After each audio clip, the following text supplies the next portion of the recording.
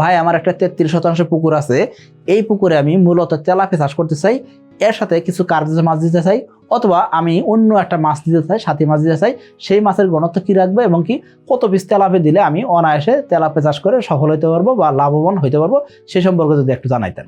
আজকের ভিডিওতে আপনি সেই জিনিসটা জানতে পারবেন। অর্থাৎ আপনার 33% একটা পুকুর আছে বা 1 বিঘার একটা পুকুর আছে, এই পুকুরে আপনি কত পিস মাছ দিলে আপনি অনায়াসে তেলাপিয়া চাষে সফল হতে পারবেন। তো চলুন সে সম্পর্কে জানার চেষ্টা করি। এখনো যারা চ্যানেলটিকে সাবস্ক্রাইব করেনি সাবস্ক্রাইব করে দিবেন। আমরা এখানে 4টা নমুনা দিছি, 4টা নমুনার ভিতরে সবচেয়ে 1 নাম্বার যে নমুনা, সেই নমুনাতে লাভজনকটা বেশি হয় বা আমাদের অসংখ্য এসে তেলাপিয়া খামারি ভাই এই নমুনাটা ফলো করতেছেন। সো আপনিও 1 নাম্বার নমুনা ফলো করতে পারেন। তার পাশাপাশি আপনি চাইলে 2 নাম্বার, 3 নাম্বার, 4 নাম্বার নমুনাও ফলো করতে পারেন। এখন এই যে 1 নাম্বার নমুনার কথা বলতেছি, সেই 1 নাম্বার নমুনাতে কি আছে এমন সেটা আমরা একটু জানার চেষ্টা করি। তো এই 1 নাম্বার নমুনাতে কি আছে? 8000 পিস তেলাপিয়া আছে। তেলাপিয়া দিছি 8000 পিস। কতটুকু জায়গা? 33% জায়গা। 33% জায়গাতে আমরা 8000 পিস তেলাপিয়া দিলাম। তেলাপিয়াগুলো আমরা কি করব? 3 পিস বা 4 পিসে কেজি এলে বিক্রি করে দিব। খেয়াল করবেন, ছোট পুকুর আপনার 33% পুকুর মানে আমরা বলে থাকি যে বাণিজ্যিক আকারে তেলাপিয়া চাষের ক্ষেত্রে সর্বনিম্ন পুকুরের আয়তন হইতে হবে 33%।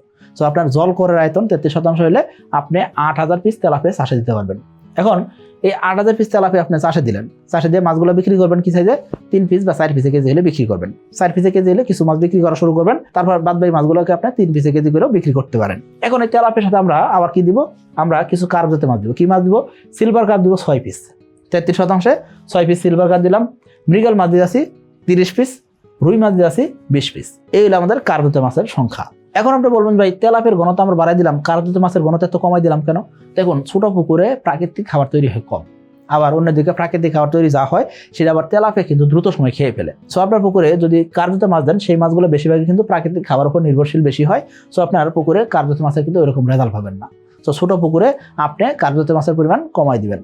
তাহলে 33% পুকুর হলে 8000 পিস তেলাপিয়ার সাথে আপনি এই গণতে তেলাপিয়া চাষ করেন, ইনশাআল্লাহ আপনি এসে তেলাপিয়া চাষ করে সফল হতে পারবেন। 2026 সালের এসে তেলাপিয়া পোনার দাম নির্ধারণ করা হয়েছে প্রতি পিস 1 টাকা 45 পয়সা করে। তাহলে আর দেরি কেন? আজই এসে তেলাপিয়া পোনার অর্ডার করুন এবং প্রায় 0% মৃত্যু হারে পোনা ডেলিভারি গ্রহণ করুন। এখন এই যে 8000 পিস মাছ দিলেই শুধুমাত্র হবে না, কি করতে হবে? সঠিক মানের খাবার দিতে হবে, সঠিক ব্যবস্থাপনা দিতে হবে এবং আমাদের সাথে যোগাযোগ রাখতে হবে। আপনি যখন মাছ চাষ করতেছেন, আমরা বলে থাকি আপনি তো আপনার জায়গা থেকে যোগাযোগ করবেনই, আমরা আবার আপনার সাথে যোগাযোগ করব। প্রতি 10 দিন অন্তর অন্তর আমরা আপনার সাথে যোগাযোগ করব, সেই যোগাযোগটা রক্ষা করতে হবে। যদি যোগাযোগ রক্ষা করতে না চান, সেই ক্ষেত্রে আমি বলবো আপনাকে এসে তেলাপিয়া আপনার জন্য না। কারণ কি আমরা চাই এসে তেলাপিয়া যারা চাষ করবে তারা অবশ্যই যাতে সফল খামারি হন। তো সফল খামারি হইতে চাইলে তাহলে আমাদের নিয়মকানুন মেনে মাছ চাষটা করতে হবে। এই যে 8000 পিস তেলাপিয়া দিলেন, ঘনত্ব কিন্তু কম দেন নাই, প্রতি শতাংশে 250 করে মাছ দিচ্ছেন। 250 করে মাছ দিয়ে আপনার মাছগুলোকে 3টা 4টে কেজি নিয়ে আসা, এটা 4টিখানি কথা না, এটা কঠিন জিনিস। সো আপনাকে একটু নিয়ম কানুন মেনে মাছ চাষটা করতে হবে। তো এই পদ্ধতি যেটা বলতেছি, কঠিন বলতেছি, সেই পদ্ধতি চাষ করে আমাদের অসংখ্য এসে তেলাপিয়া চাষি সফল হয়েছেন। সো আপনিও চাষ করতে পারেন, কিন্তু কি করতে হবে? আমাদের সাথে যোগাযোগটা রাখতে হবে। এখন আপনি বলবেন ভাই আমি যদি তেলাপিয়ার ঘনত্ব একটু কমাই দিই, কার্পজাত মাছের পরিমাণ যদি একটু বাড়াই দিই, সেই ক্ষেত্রে লাভের পরিমাণ একটু কম হবে বা আমরা এটাকে কম লাভজনক হিসেবে কাউন্ট করতেছি। কেন? কারণ হলো তেলাপিয়ার পরিমাণ দিলেন আপনি 33%-এ 5000 পিস। এই 5000 পিস তেলাপিয়ার সাথে আপনি কি দিলেন? সিলভার কাপ দিলেন 10 পিস। তার মানে প্রতি 3%-এ 1 পিস করে সিলভার কাপ দিচ্ছেন।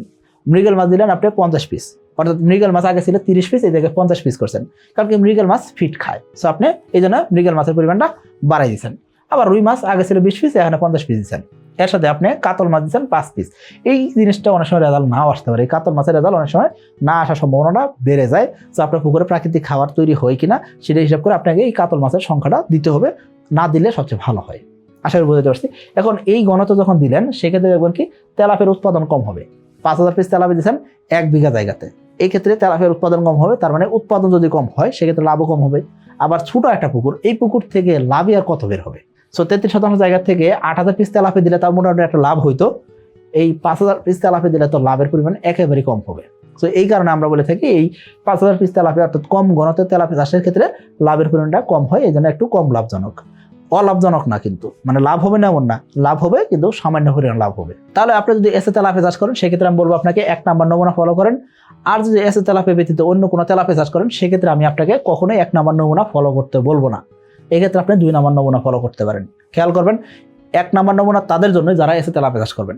যদি এসে তেলাপিয়া চাষ না করে অন্য কোনো তেলাপিয়া চাষ করেন, সেই ক্ষেত্রে 8,000 পিস তেলাপিয়া দিয়ে অনেক সময় রেজাল্ট না আসার সম্ভাবনা কিন্তু অনেক বেশি হয়। এই কারণে আমরা বলে থাকি যারা এসে তেলাপিয়ার পোনা সংগ্রহ করবেন তাদেরও যোগাযোগ করা বাধ্যতামূলক। ওটা যোগাযোগ যদি না রাখে মাছ চাষ করতে চান, সেই ক্ষেত্রে এসে তেলাপিয়া আপনার জন্য না।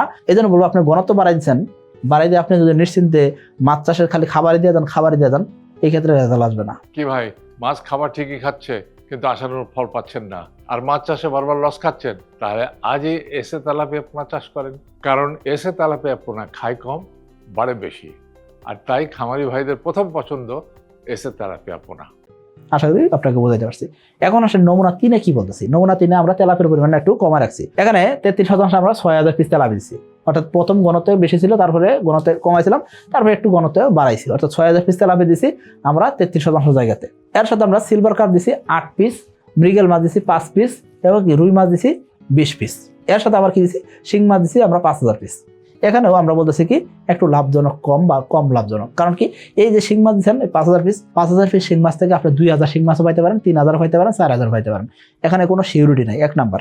2 নাম্বার হলো কি, এই শিং মাছ যে আপনি দিলেন, এই শিং মাছটা আপনার 7 মাস 8 মাস বা 1 বছর সময় লেগে যাবে বিক্রি করতে, অর্থাৎ সঠিক সাইজ আসতে সময় লাগবে।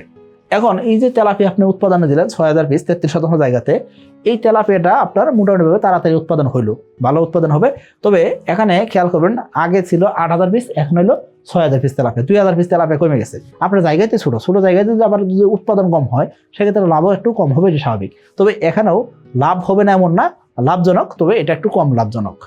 আশা করি আপনাকে বুঝতে পারছি। সো আপনি যদি এসে তেলাপিয়া চাষ করেন, সেক্ষেত্রে আমি বলবো আপনাকে আপনি 1 নাম্বার নমুনা ফলো করেন, 2 নাম্বার বা 3 নাম্বার নমুনা আপনার জন্য না। তবে 2 নাম্বার বা 3 নাম্বার নমুনাতে চাষ করেও সফল হওয়া সম্ভব, তবে লাভের পরিমাণটা একটু কম হবে। এরপর 4 নাম্বার নমুনা। 4 নাম্বার নমুনাতে আমরা কি করবো, তেলাপিয়ার সাথে মাগুর মাছের মিশ্র চাষ করবো। মূলত তেলাপিয়া চাষ করবো, তার সাথে আমরা মাগুর মাছটাই মেনলি চাষ করার চেষ্টা করবো। তেলাপিয়া দিচ্ছি আমরা 33%, 6,000 পিস। অবশ্যই জল করে আয়তন 33%, মানে পার সহ না, পার বাদ দিয়ে 33%। সেই জায়গায় 6,000 পিস তেলাপিয়া দিচ্ছি।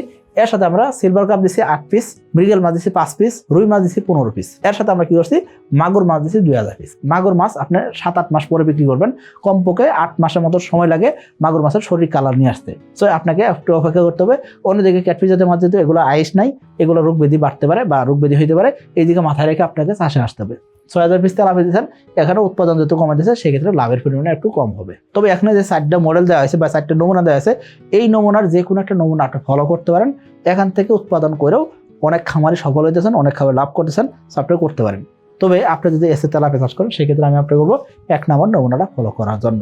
মার্চ এবং এপ্রিল মাসের মধ্যে এসে তেলাপিয়ার পোনা অর্ডার করলেই 2 জন সৌভাগ্যবান ব্যক্তি পাচ্ছেন পবিত্র উমরা হজ পালনের সুবর্ণ সুযোগ। আর লটারির লাইভ ড্র হবে 1 মে 2026। 33% জায়গা যদি থাকে, সেই জায়গাতে আপনি তেলাপিয়া চাষ করতে পারবেন। কি ঘনত্ব চাষ করবেন সেটা আমরা দেখানোর চেষ্টা করছি। এখানে খেয়াল করবেন, শুধুমাত্র ঘনত্ব সঠিক রাখলেই হবে না বা ঘনত্ব উচ্চ দিলেই হবে না, আপনাকে কি দিতে হবে, ব্যবস্থাপনা ভালো দিতে হবে, খাবার সঠিক মানের দিতে হবে এবং কি সঠিক সময় মাছ বিক্রি করতে হবে। অনেক খামার আছেন যারা মাছ উৎপাদন করেন ঠিকই, কিন্তু সঠিক দামে মাছ বিক্রি করতে পারেন না। আবার অনেক খামার আছেন মাছ উৎপাদন ঠিকই করছেন, কিন্তু তাদের মাছের সাইজ আছে কি 4 কেজি 5 কেজি, 4 কেজি 5 কেজি তেলাপিয়ার দাম কিন্তু এরকম পাওয়া যায় না। তো আপনাকে চেষ্টা করতে হবে কি 3 কেজি 3.5 কেজি কমপক্ষে বিক্রি করার জন্য। কারণ কি, আপনার ছোট পুকুরে 3 কেজি 4 কেজি বা 3.5 কেজি আসলেই আপনি বিক্রি করে দেন, এটি সবচেয়ে আপনার জন্য বুদ্ধিমানের কাজ হবে। কিন্তু 33% পুকুরে আপনি যদি এক একটা তেলাপিয়া 500 গ্রাম 600 গ্রাম করতে চান, সেই ক্ষেত্রে আমি বলবো আপনাকে, আপনি যদি ঘনত্ব একেবারে কম রাখেন, সেই ক্ষেত্রে আপনি লাভবান হইতে পারবেন না। অর্থাৎ ছোট পুকুরে অনেক বড় সাইজে তেলাপিয়া করবেন, সেটা আসলে বুদ্ধিমানের কাজ নয়। আশা করি আপনারা বুঝতে পারছেন। সকলে ভালো থাকবেন, সুস্থ থাকবেন। আসসালামু আলাইকুম।